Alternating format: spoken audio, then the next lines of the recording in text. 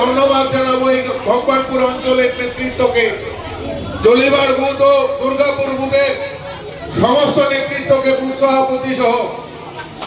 এই যে একটা অদ্ভুত একটা সুন্দর একটা পরিবেশে সুন্দর একটা চিন্তা ভাবনা,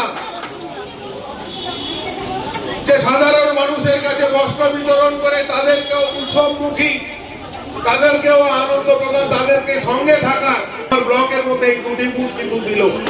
তার জন্য অসংখ্যভাবে পুনরায় ধন্যবাদ জানাই।